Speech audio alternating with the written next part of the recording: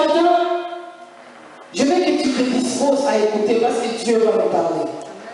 Je disais au début de ce culte, c'est un Dieu qui est bon et sa fidélité dure de génération en génération. Et dans sa fidélité, il a dit à ses disciples, quand vous allez prier, dites que notre Père qui est aux cieux, que ton nom soit sanctifié, que ton règne vienne, donne-nous notre pain du jour. C'est-à-dire chaque jour, Dieu prépare un pain pour son peuple.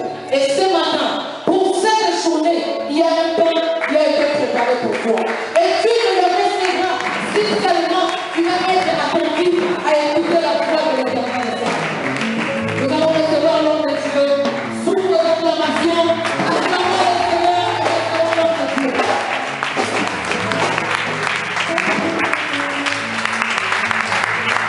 Gloire à Jésus. Amen.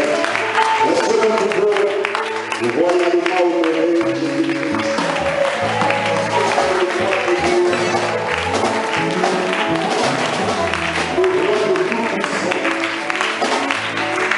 Jamais je n'aurais vu ou pas.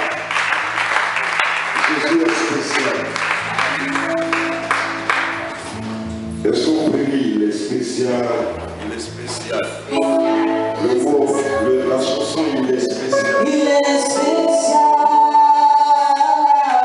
Il est spécial. Il est spécial.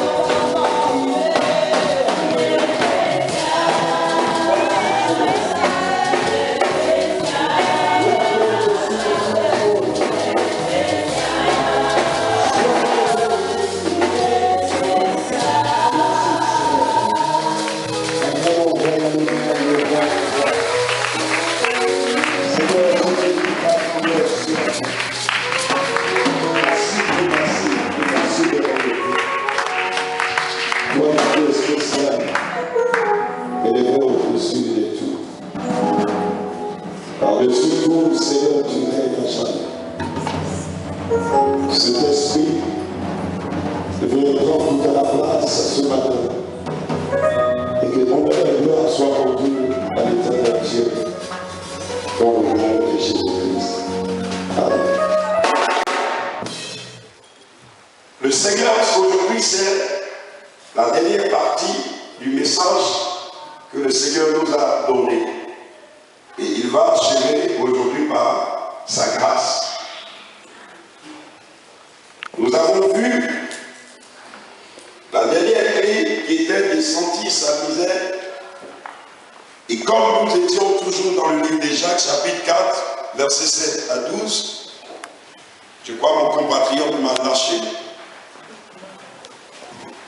Il n'est pas là. Il va se faire remplacer. C'est pour ça qu'il faut que chaque personne soit active dans l'église de Dieu. De sorte que si l'un s'absente, il faut qu'il y ait la relève. Et donc nous sommes dans le livre de Jacques, chapitre 4, versets 7 à 12. Et l'enseignant va nous faire la lecture.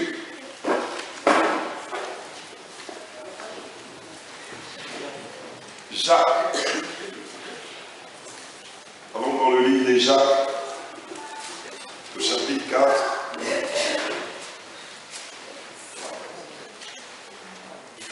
Jacques. Merci. Je lis la parole dans le nom de Jésus. Nous rendons grâce à Dieu. Soumettez-vous donc à Dieu, mais résistez au diable et il fuira loin de vous. Approchez-vous de Dieu et il s'approchera de vous. Nettoyez vos mains, pécheurs. Purifiez votre cœur, homme partagé. Ayez conscience de votre misère. Soyez dans le deuil et dans les larmes. Que votre rire se change en deuil et votre joie en tristesse. Humiliez-vous devant le Seigneur et il vous élèvera. Ne dites pas du mal les uns des autres, frères et sœurs. Celui qui parle contre un frère ou qui juge son frère parle contre la loi et juge la loi. Or, si tu juges la loi, tu ne la mets pas en pratique, mais tu t'en fais le juge. Un seul est législateur et juge, c'est celui qui peut sauver et perdre, mais toi, qui es-tu pour juger ton prochain? Amen. Amen. Alléluia. Amen. Et donc le Seigneur nous amène à comprendre certaines choses qui peuvent nous amener à être harmonisés dans notre marche avec Christ. Qui peut faire que Dieu puisse nous regarder de façon favorable et déployer sa gloire sur notre vie. Et le Seigneur dit ici, au verset 10, « Humiliez-vous devant le Seigneur et il vous élèvera. » Alléluia. Amen. Oh, l'humilité, lorsque je lis le dictionnaire, l'humilité dit, elle signifie comme l'absence complète d'orgueil. Il faut que l'orgueil s'absente totalement de notre vie. Qu'il n'y ait pas d'orgueil dans notre vie. Il faut que chacun de nous, lui, a banni l'orgueil de sa vie. L'orgueil, c'est un esprit, c'est un démon. Tu vas avoir l'esprit de supériorité. Tu vas penser que tu n'as plus besoin de personne d'autre et que c'est tout le monde qui a besoin que de toi seul. Que tu es comblé. C'est ça l'orgueil. Quand tu prends la parole, tu penses que tu as le monopole de la parole et qu'après ce que tu as dit, personne ne peut plus avoir la vérité en son sein. C'est connaître tes limites et avoir besoin de ton prochain. C'est ça, bannir l'orgueil. Je suis limité et je sais que quelqu'un peut apporter quelque chose de bien dans ma vie. C'est de ça que Jésus a besoin dans son église. C'est pour ça que le Seigneur ne peut pas donner tous les dons à quelqu'un. Pour que nous soyons utiles les uns envers les autres. Afin que nous puissions nous supporter les uns les autres. L'église, c'est ça la porte qui peut nous amener à accéder à la gloire de Dieu. C'est un chemin à parcourir. Et sur le chemin, il y a des personnes qui sont postulées à nous arrêter. Et ce sont ces genres de vie que le Seigneur appelle l'orgueil. C'est ce qui perturbe l'humanité. C'est ce qui fait qu'aujourd'hui il y a la guerre dans toutes les nations.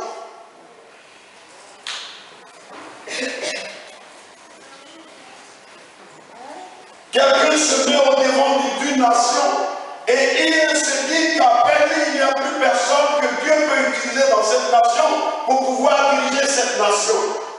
Donc ce que Dieu t'a donné à un moment donné, laisse les autres aussi continuer dans les lèvres.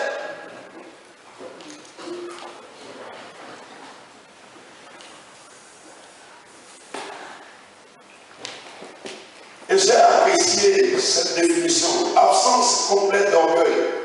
Abaissement volontaire par un sentiment de faiblesse. Tu te rabaisses volontairement, on ne t'impose rien, mais comme tu respectes et tu te reconnais la supériorité de l'autorité établie par le Seigneur Jésus-Christ, quand je vois l'homme de Dieu, je sais que c'est le ministre de Dieu. Il faut que je vois au travers sa vie Jésus-Christ. Si je le respecte, je suis en train de respecter mon Dieu que je ne vois pas. Et du coup, le Seigneur va changer sa façon de te regarder aussi.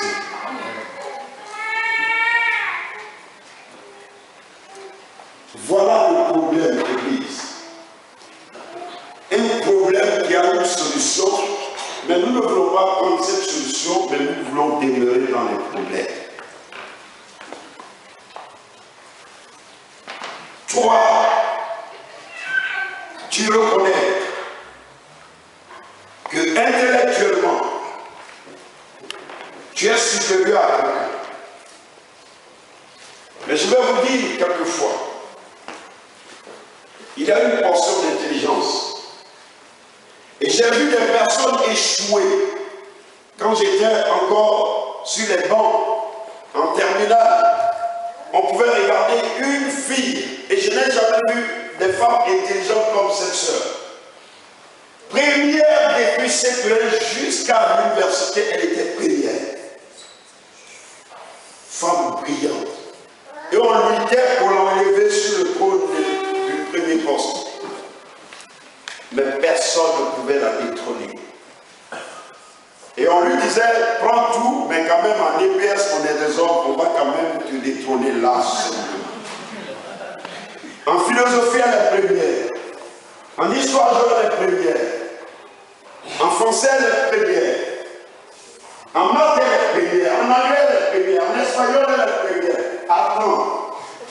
Laisse-nous au moins cette petite poste. J'étais frappé. Et je bénis le Seigneur. Vous savez, Dieu m'a donné une force. Quand j'ai vu cette sœur, j'ai vu une femme pour la première fois très intelligente. J'ai fait ami avec elle. Oui, quel que soit ton âge, même si je suis plus âgé que toi, que je découvre en toi un talent, je t'approche, je veux bénéficier de ce qui est en toi. Amen. Et ça m'a créé des problèmes parce que tellement que je me suis approché, les gens pensaient que c'était ma copine. Et ils sont allés dire, parce qu'elle était encadrée, elle vivait avec un homme qui est professeur d'histoire géo dans un autre collège. Et ils sont venus, ses amis sont venus lui dire qu'il y a quelqu'un dans notre collège, dans notre lycée, mais qui est proche de ton épouse. Ça va créer d'énormes problèmes. Mais ce n'est pas là le problème. C'est que cette soeur était très intelligente. Et c'est pour ça que moi j'ai fait ami avec elle. Parce que j'avais beaucoup de faiblesses en anglais et en maths. Et il fallait que je relève mon niveau. Et il y avait déjà une opportunité devant moi que je vois. Pourquoi aller chercher ailleurs? Par orgueil, aller à la bibliothèque. Pourtant, la personne qui peut m'expliquer en live, elle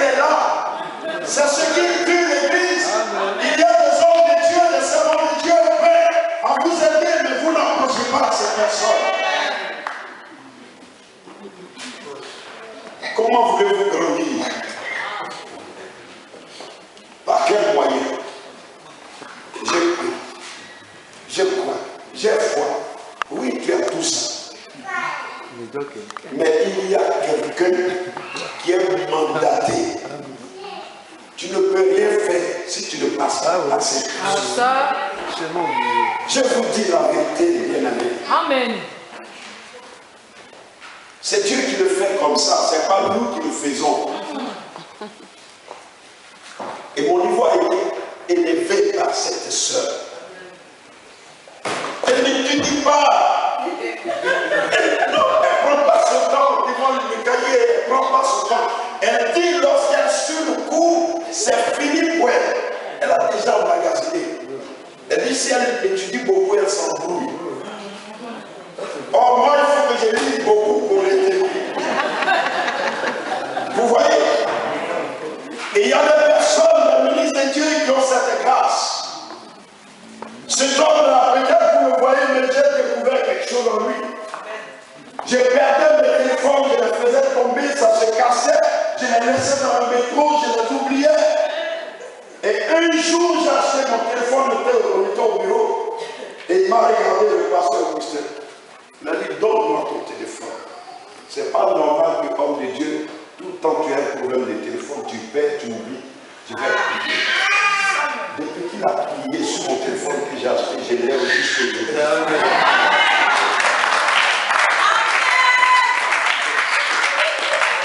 Découvrez la puissance que Dieu a donnée à chaque homme, chaque femme de Dieu. Dieu ne nous a pas donné des dévanciers pour les juger, mais pour prier pour eux, afin que là où ils sont faillibles, que le Seigneur les aide à relever le niveau.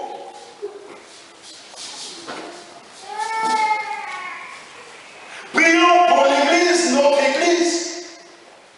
Ce n'est pas à nous de critiquer notre Église et d'affaiblir le message de Jésus-Christ dans le monde.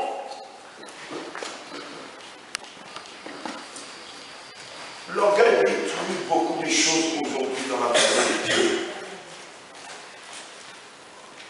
Il faut que ce soit l'autre qui commence. Moi, je ne peux pas commencer. Et chacun ne veut pas commencer. Et je voulais poser la question de savoir est-ce que le travail que le Seigneur nous a donné, parce que je vais insister, je vais persister, je vais signer et je serai derrière vous. Parce que c'est une révélation que le Seigneur m'a donnée et je ne veux pas que quelqu'un prenne ça à la légère.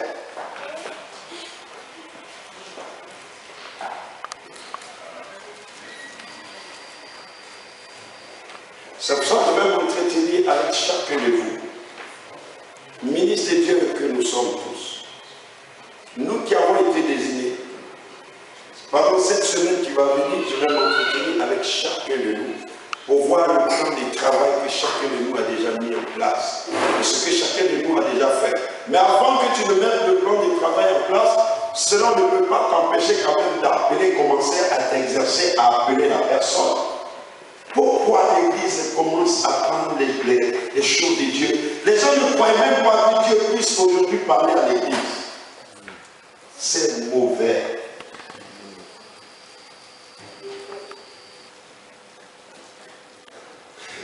C'est une forme d'orgueil. Dieu peut utiliser qui il veut pour parler. Si tu as l'Esprit de Dieu, tu auras le discernement de ce que l'Esprit de Dieu dit.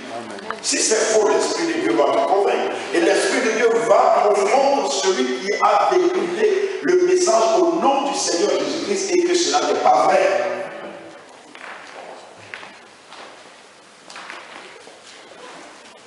J'ai du mal quand je vois ces choses parmi les enfants de Dieu.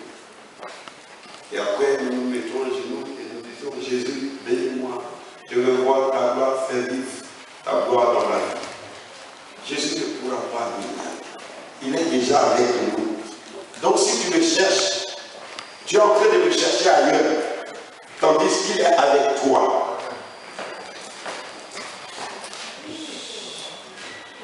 Amen. Amen. Proverbe 16, 18. Oui, Proverbe chapitre 16, verset 18. Je lis la parole dans le nom de Jésus. Amen. L'arrogance précède la ruine et l'orgueil précède la chute. Amen. Amen. Allons-y dans le livre des Psaumes 79, verset 71 et le verset 75. Psaume 119, au verset 71. Je lis la parole dans le nom de Jésus. Amen. Il est bon pour moi d'être humilié afin d'apprendre tes prescriptions. Amen. Amen. Et le verset 75. 75. Je sais, Éternel, que tes sentences sont justes. C'est par ta fidélité que tu m'as humilié. Amen. Amen. Amen. Le Seigneur dit dans le livre des Proverbes que l'arrogance précède la ruine et l'orgueil précède la chute.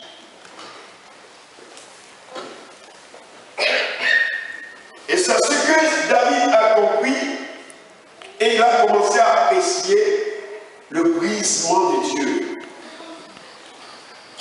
Mais le brisement de Dieu n'est pas passé autre part, c'est dans la société où vit David. Et quand David est en train de voir comment Saoul le pourchassait, parce que simplement il y a un peuple qui a créé un climat de conflit entre Saoul et David, en disant du fait que David a tué Goliath et que Israël a été libéré, les femmes vont se lever. Autant les femmes sont bonnes, mais autant aussi les femmes peuvent créer beaucoup de problèmes. C'est pour ça qu'il faut toujours enseigner les femmes. Et quand les femmes sont bien instruites dans les choses du Seigneur, je vous assure, l'Église commence à monter de croissance à croissance. Amen. Et si nous voyons dans la Bible, toutes les femmes que Jésus a priées pour elles ont été délivrées. Marie de Magdala, qui était possédée de 7 démons, qui était un trouble dans la société au travers d'elle. Mais quand elle a été délivrée, elle a été une servante de Dieu excellente. C'est pour ça, raison de Dieu, nous devons beaucoup prier pour les mamans, nous devons beaucoup prier pour les sœurs, afin que la délivrance au nom de Jésus-Christ soit manifestée dans leur vie et que la gloire de Dieu commence à se manifester au travers des mamans. Parce qu'elles ont la capacité et la facilité de parler de Jésus-Christ. Amen. Les femmes commencent à se révéler que Saoul a tué 1000 et David a tué 10 000. Et ça a créé un problème entre Saoul et David. Il a dit d'accord, moi je suis le roi et vous parlez de celui qui travaille à mes côtés. Ne faites pas ça. Ne dites jamais dans votre cœur que tel homme est mieux que tel homme. Ça n'existe pas. Parce que c'est le même Seigneur qui a appelé ces deux personnes. S'il savait que l'un était mieux que l'autre n'était pas mieux, il devait laisser l'autre là où il était et il devait prendre qu'une seule personne. Mais pourquoi il a pris les deux? Les deux sont complémentaires. Yes. Mais parce que vous n'arrivez pas à déceler ce que Dieu a mis dans la vie de l'autre et que vous regardez qu'une seule personne, c'est pourquoi vous n'arrivez pas à accéder dans la vie de telle personne ce que Dieu a déposé.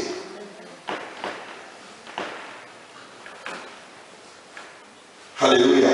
Il n'y a pas de favoritisme avec Jésus-Christ.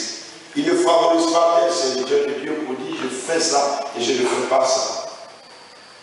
Même quand un homme de Dieu ou une femme de Dieu est dans une position faible, Dieu préfère laisser celui qui est déjà net et il s'occupe, il passe plus de temps avec celui qui est faible. Et c'est ce que l'Église doit faire. Mais l'Église peut passer plus de temps avec celui qui n'a même pas besoin d'aide que d'aller aider celui qui est faible. Celui qui est déjà fort, il a besoin de quoi? Il n'a plus besoin de rien. Veille seulement s'il continue de rester dans la normalité. C'est tout. Mais c'est celui qui est faible.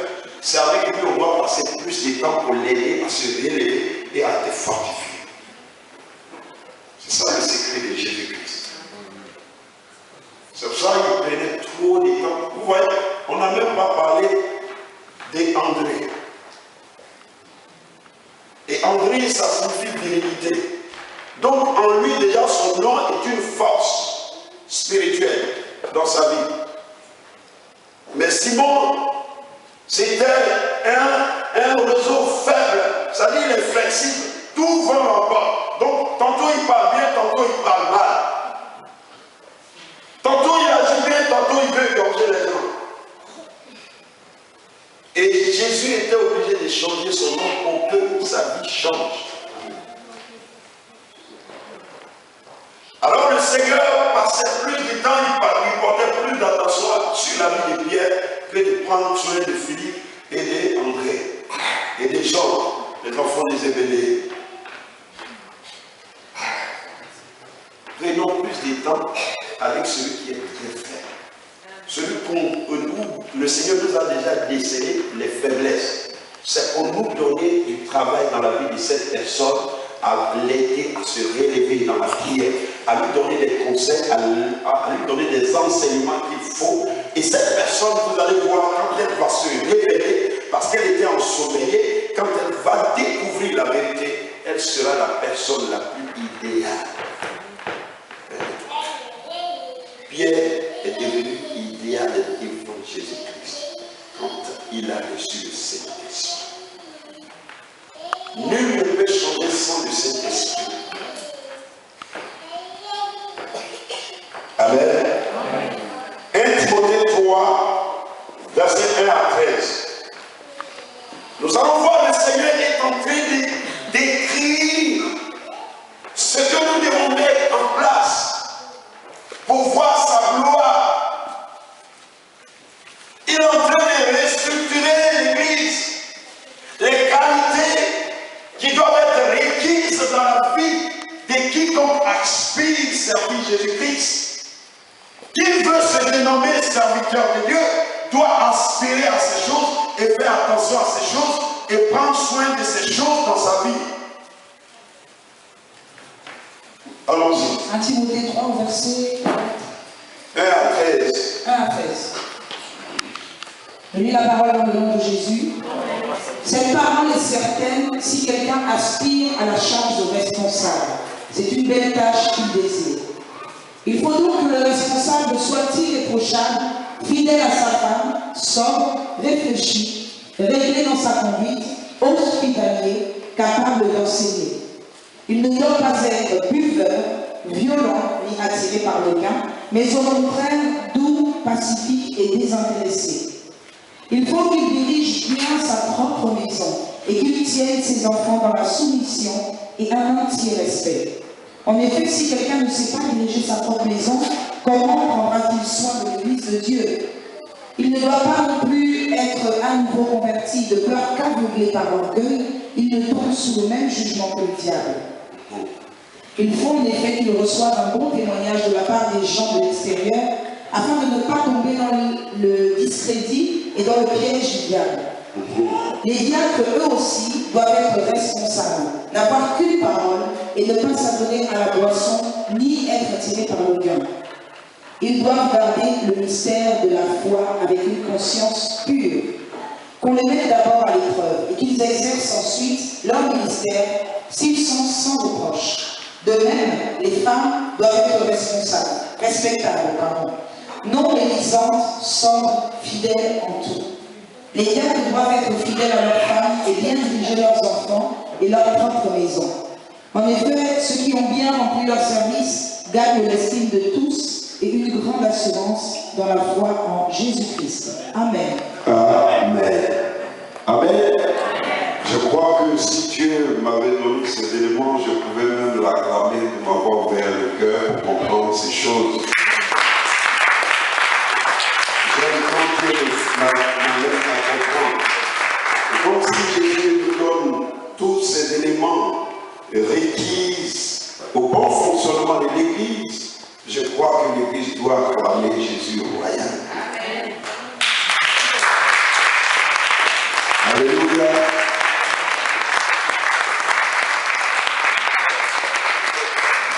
Soyons des personnes, des femmes et des hommes irréprochables. Mari d'une seule femme, sobre, modéré, réglé dans sa conduite. Et cela nécessite que chaque personne ici présente doit faire recours à sa propre vie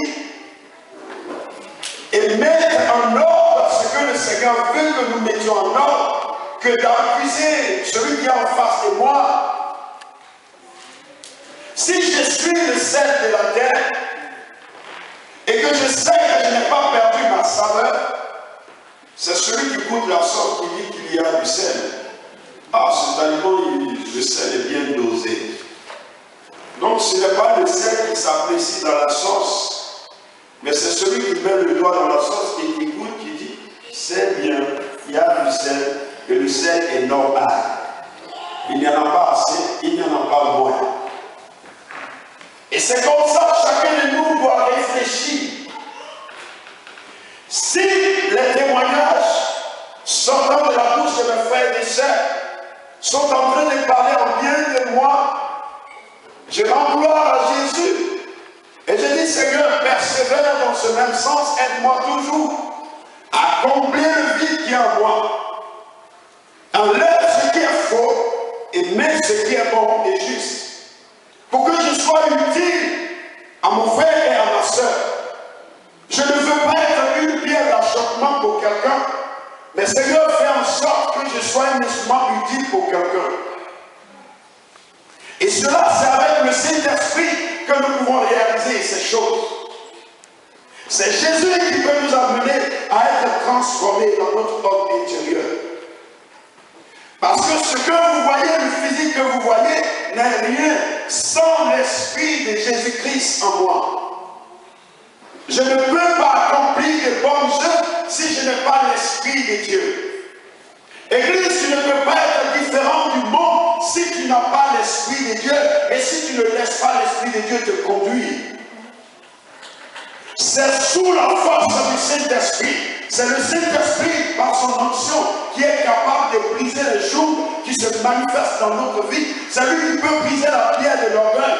Et cette pierre, elle a été déjà roulée par le Seigneur Jésus-Christ, par sa puissance. Il était dans le tombeau, mais quand les démons, le diable l'empêchait, Dieu envoya ses anges pour le libérer. Tu as besoin de Jésus-Christ pour être libéré. Amen. Ta force, ton intelligence, ta sagesse, le courage jamais t'amener à être sauvé. En vérité, c'est Jésus qui nous sauve. Amen. Reconnaissons nos limites et le Seigneur pourra nous aider. Alléluia. Amen.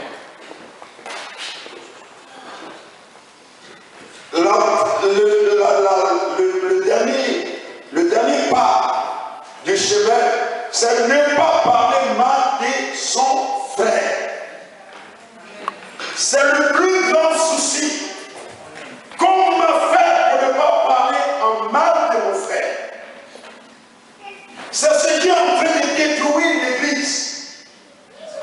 Les enfants de Dieu font semblant de vivre ensemble, mais ils ne sont pas ensemble. Ah, moi je ne veux pas être un problème pour quelqu'un. Mais tu es déjà un problème pour quelqu'un. Une fois que tu t'enfermes, tu es déjà un problème. Parce que personne ne peut entrer dans ton périmètre. Et chaque personne se renferme sur soi. Et on est assis, mais il y a une clôture autour de chacun. Donc on ne peut même pas entrer dans la vie de quelqu'un. Alléluia. Amen.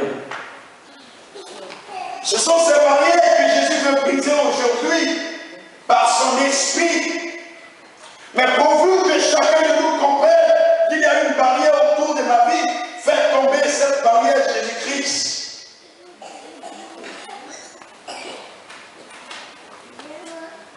J'ai horreur de quelqu'un qui vient parler d'une autre personne auprès de moi.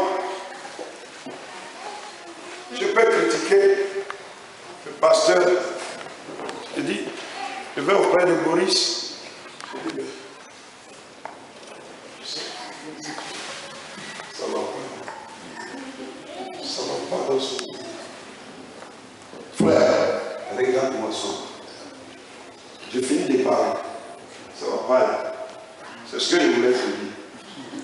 Je le vois. Attrape-moi, ramène-moi auprès de lui. Pourquoi tu es venu me dire ça? C'était pourquoi? Quelle est la fin de ton histoire? Parce que l'histoire n'est pas encore terminée. Non, mais c'était pour que tu saches, c'est tout. Je ne suis pas une poubelle. Tu vas aller ramasser des histoires et tu jettes dans moi. Et après tu parles. Exactement quand nous passons, même les gens ne font même pas attention à la valeur de la poubelle, qui recueille en son sein des ordures pour que la société, sinon la commune, soit propre. Voilà comment les hommes se comportent. Ils vivent, te parlent de quelqu'un, ils ne filment même pas le film, et tu attends comment le film va se terminer, et la personne part. Ramène-la auprès de toi et dis, donne-moi la fin du film. Le bar, il est où? Il n'a pas encore fini son action. C'est le bandit seulement qui a essayé de détruire, mais où est le bar? Alléluia. Amen. Je peux parler de l'homme de Dieu, de ce qu'il est en train de traverser. Il faut qu'à la fin je dise, frère, je suis venu te voir parce que je veux comprendre. Amen. Que Jésus agit dans la vie de cet homme. Parce que j'ai beaucoup d'estime pour lui. Et la seule chose que je peux donner à cet homme de Dieu, c'est de prier pour nous, pour que Jésus agisse. Amen. Là, le film est clair. On sait pourquoi tu es venu me voir. Ces gens de personnes, arrêtez leurs actions. Quiconque viendra vers vous et commence à rencontrer la vie des uns des autres, attendez la fin du film. Si elles ont déjà arrêté là, tu es venu pourquoi? Dis-moi pourquoi tu es venu. C'est ce qui détruit l'Église. Tu ne vas rien faire. Tu ne veux rien faire. Et tu ne prétends même pas faire quelque chose. Mais pourquoi tu passes partout? Tu te plais de voir l'autre souffrir. C'est ça, tu dis plaisir de cela. Mais oublie quel jour, tel que Pierre croyait qu'il était intouchable, du fait qu'il est avec Jésus, c'est fini. Mais c'est le fait qu'il est avec Jésus que le diable l'a réclamé. Et le diable va commencer à te réclamer toi aussi. Pour que tu voies la souffrance quand le diable entre dans la vie de quelqu'un. Et Pierre va tomber. Il va même aller jusqu'au bout de ce que personne n'a jamais fait. Dire que lui n'a jamais connu Jésus. Jamais. Jamais. Mais quelle miséricorde. Ce Dieu-là, il est tellement miséricorde. Si c'était nous, on avait vomi Pierre, c'est fini. On ne va jamais côtoyer Pierre. Pourquoi Pierre peut faire ces choses? Réveillez Jésus. Tu me réveilles, tu me détruis, tu parles à moi, en mal de moi partout, tu salis mon nom. Mais quand tu es auprès de moi, tu fais comme si tu m'aimes. Ça ne sert à rien. Montre-moi que tu ne m'aimes pas. Je préfère ça. Vérité. Je préfère ça. Et comme ça, je connais mon ennemi. Et je peux dire pardon. Ce que j'ai fait là, pardonne-moi.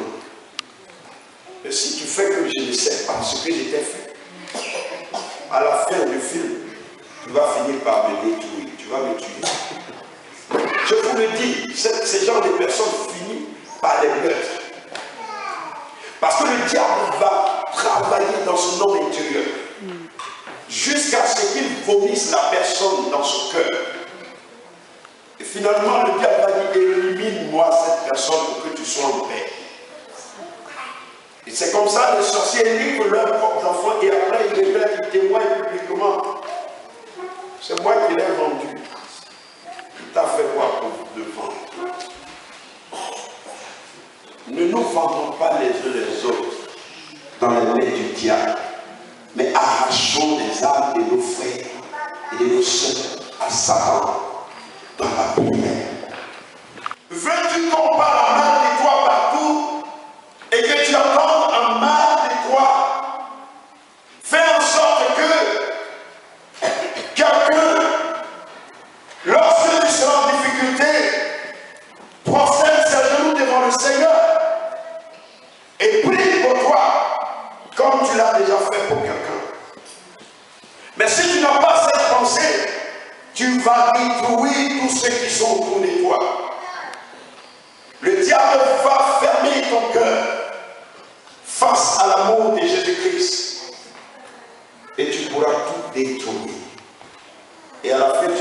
perverti comme Judas.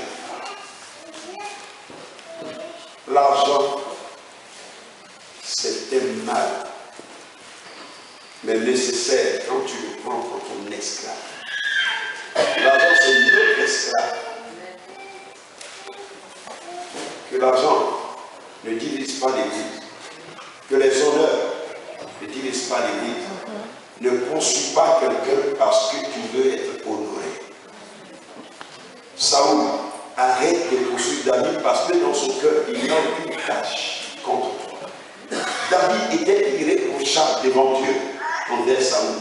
Mais Saoul était en train d'imaginer, le diable lui faisait voir beaucoup de choses dans son esprit contre David. Et son seul souhait, il faut que David meure pour que lui soit à l'aise. Mais à la fin du film, qui est mort? C'est Saoul. Parce que David était irréprochable dans son cœur envers Saoul. Aimons-nous les uns les autres. Psaume 34, verset 13 à 15. Romains 13, 8 à 10. Beaucoup aiment la vie, mais ils ne savent pas comment construire la vie. Avec quoi la vie se construit? La vie, elle se construit. Oui, allons-y, Psaume 34, verset 13 à 15. Nous lisons la parole dans le nom de Jésus. Amen. Qui donc aime la vie et désire voir des jours heureux, alors préserve ta langue du mal et tes lèvres des paroles trompeuses. Détourne-toi du mal et fais le bien. Recherche la paix et poursuis-la. Amen. Amen. Alléluia. Oui, allons-y. Romains chapitre 13, verset 8 à 10. Romains 13, 8 à 10, je lis la parole au nom de Jésus. Amen. Ne devez rien à personne si ce n'est de vous aimer les uns les autres, car celui qui aime les autres a accompli la loi. En effet, les commandements, tu ne commettras pas d'adultère, tu ne commettras pas de meurtre, tu ne commettras pas de vol, tu ne porteras pas de faux témoignages, tu ne convoiteras pas, ainsi que tous les autres se résument dans cette parole, tu aimeras ton prochain comme toi-même. L'amour ne fait pas de mal au prochain, l'amour est donc l'accomplissement de la loi. Amen. L'amour ne fait pas du mal au prochain. Je veux que cette parole soit une source d'eau dans notre cœur. Dès que tu commences à penser mal de l'autre, souviens-toi de cette parole de Jésus-Christ, que je ne ferai aucun mal à personne. Je préfère que les gens me fassent du mal, mais Seigneur, je ne ferai pas du mal à personne. À chaque jour que tu te réveilles, proclame ces paroles. Tu es en train d'affaiblir tes ennemis. Et je vous dis, comme Jésus le dit, prions pour nos ennemis. Si nous devons passer plus de temps dans la prière, c'est de prier pour nos ennemis. Pour que le Seigneur Jésus-Christ, le juste juge, puisse s'occuper de nos ennemis. Ceux qui méditent la perte des uns des autres, il n'y a que le Saint-Esprit qui peut s'occuper d'eux. Il n'y a que l'Esprit de Dieu qui peut les gérer. Il n'y a que l'Esprit de Dieu qui peut arrêter leurs actions. Il n'y a que l'Esprit de Dieu qui peut les dévoiler. Il n'y a que l'Esprit de Dieu qui peut les confondre. Église, ceux qui sont en train de mériter ta perte sont nombreux. Le monde veut que l'Église n'existe plus sur la terre. Que l'Église soit bannie de la terre. Parce que les actions du monde sont contraires à la volonté de Dieu. Et donc le monde ne pourra jamais accepter que l'Église existe. Parce que là où il y a l'injustice, l'Église prône la justice de Dieu. Le monde veut s'enrichir au détriment des pauvres. Pauvres qu'ils sont déjà, laissez-les vivre dans leur pauvreté et ne faites pas d'eux des esclaves. Voici ce que pense le monde. Et quiconque a cette pensée ne peut pas réaliser les œuvres de l'Esprit de Dieu.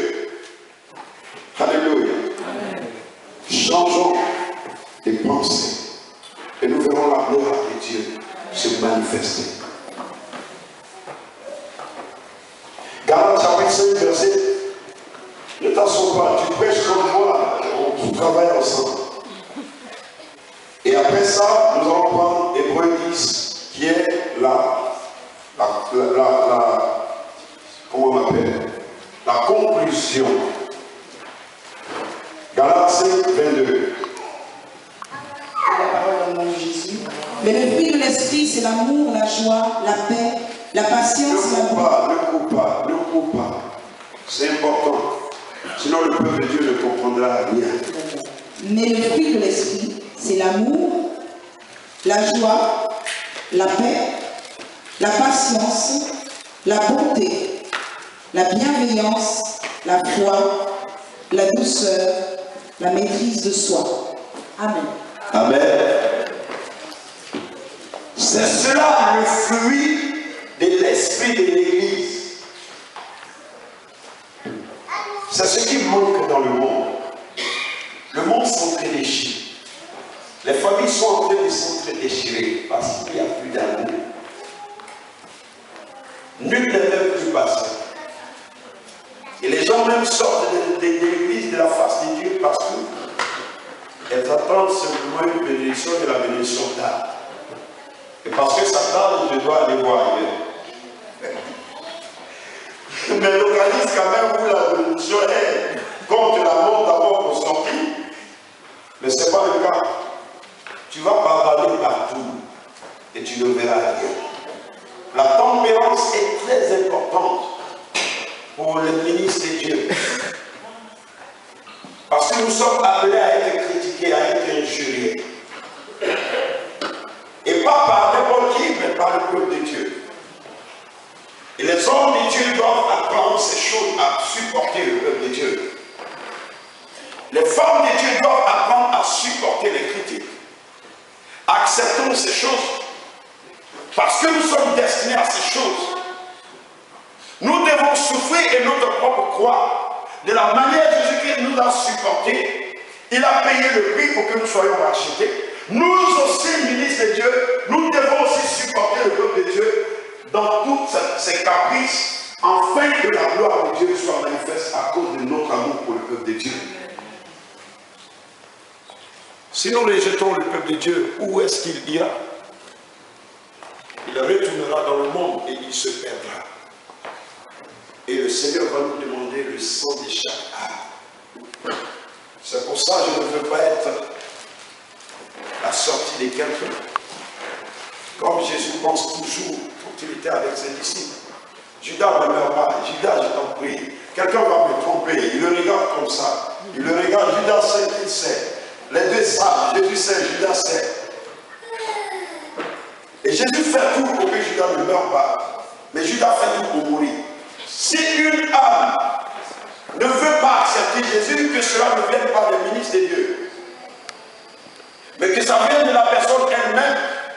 Mais nous sommes destinés à prier pour que le peuple de Dieu soit converti au nom du Seigneur Jésus-Christ. Et nous devons couvrir le peuple de Dieu d'amour. Mais si nous n'avons pas un cœur qui supporte les caprices, après non, Dieu veut nous amener à apprendre à connaître ce que c'est l'homme. Dans toutes ses dimensions. Supportons-nous les uns les autres. Même dans les foyers, c'est pareil. Et je vous qui êtes en train de vous marier, sachez que c'est un combat, le foyer. Peut-être vous avez un autre rêve du mariage. Mais je veux vous ramener dans la réalité. Le fait que vous vous unissez pour combattre contre le royaume des ténèbres, le combat va être rude envers vous. Mais lorsque vos cœurs sont soumis au principe de la parole de Dieu, le diable échoue chaque fois qu'il se lèvera au nom du Seigneur Jésus-Christ. Amen. Les querelles et les disputes viendront à votre porte. La mésentente, la médisance. Ne va jamais parler en mal de ta femme en dehors de ton foyer. Ne va pas parler en mal de ton époux. Tu es en train de ternir l'image de ton époux. L'image de ton épouse. Et après, personne ne va vous considérer. Parce que vous-même, vous avez terni votre propre image. Mais aimons-nous les uns les autres et couvrons-nous d'amour. Si les choses doivent se régler, ça se règle entre vous deux.